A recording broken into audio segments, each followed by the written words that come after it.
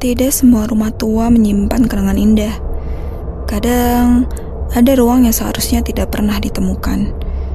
Aku Nina, dan ini kisah nyata yang terjadi di rumah kakekku. Kejadian yang sampai hari ini masih membuatku takut tidur dalam gelap.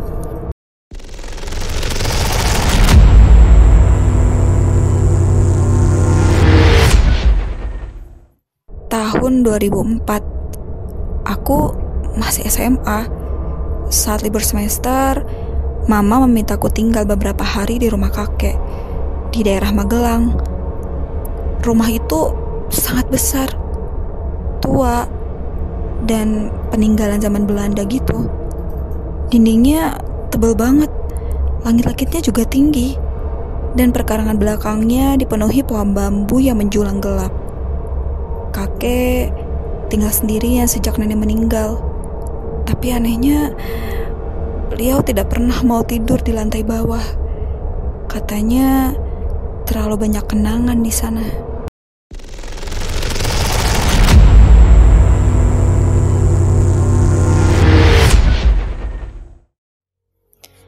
Malam pertama aku menginap, sekitar jam 2 pagi, aku terbangun karena aku ngedengar suara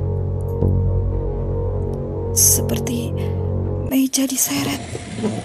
Aku turun, menyalakan senter, dan menyusuri ruangan makan.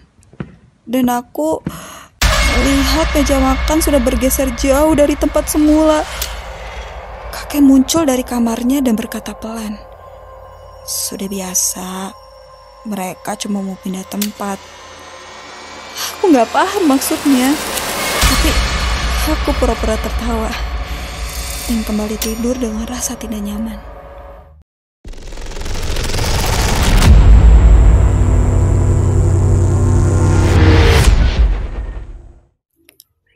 Dua hari kemudian, aku berjalan ke taman belakang. Di sana, aku menemukan pintu besi kecil di tanah, tersembunyi di balik semak-semak.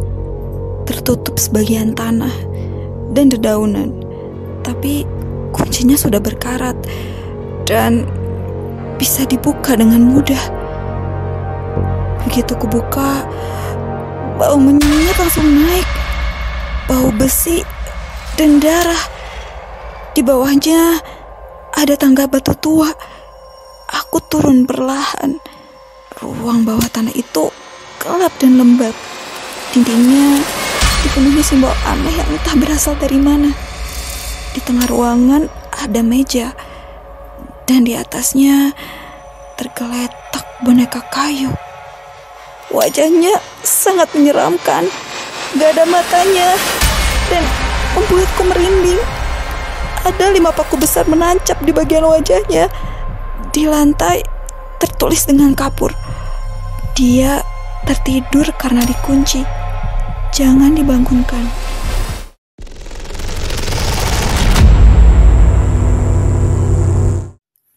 Malamnya aku demam tinggi, dan dalam mimpi aku melihat seorang anak kecil duduk di ruang bawah tanah itu. Kepalanya miring dan matanya kosong. Dan dia berkata, "Terima kasih sudah datang. Sekarang gantian kamu yang tidur di sini."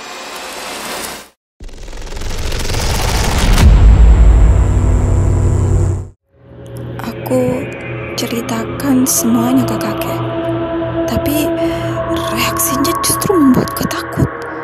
Beliau hanya menatap keluar jendela dan berkata, "Seharusnya kamu tidak buka pintu itu, Nina." Lalu beliau menjelaskan, dulu rumah ini digunakan oleh keluarga Belanda. Saat kerusuhan, satu keluarga dibantai, tapi ada satu anak kecil yang disembunyikan di ruang bawah tanah. Dia mati terkunci di sana. Ibunya sebelum mati mengutuk ruangan itu dan menaruh boneka sebagai media penjaga roh.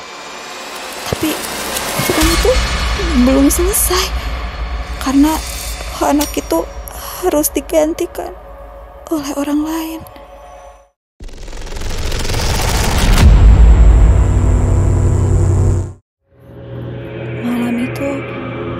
Semua lampu padam. Angin seolah berhenti. Dan tepat jam 3 pagi, pintu kamarku terbuka sendiri. Di lorong berdiri sosok anak kecil. Tubuhnya kecil, kepalanya miring, dan di tangannya ada boneka kayu itu. Tanpa suara, tanpa nafas. Tapi aku merasa dia ingin menggantikan tempatnya dengan aku.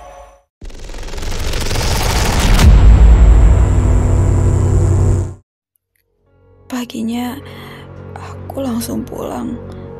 3 hari kemudian, kakek meninggal. Kata tetangga, malam sebelum wafat, beliau terdengar bicara sendiri. Sudah, dia tidak akan diganggu lagi. Aku sudah ganti tempatnya. Sampai hari ini, rumah itu kosong. Tidak ada yang berani menempati. Tapi beberapa warga bilang, setiap malam Jumat, mereka mendengar suara anak kecil menangis dari balik tanah di belakang rumah.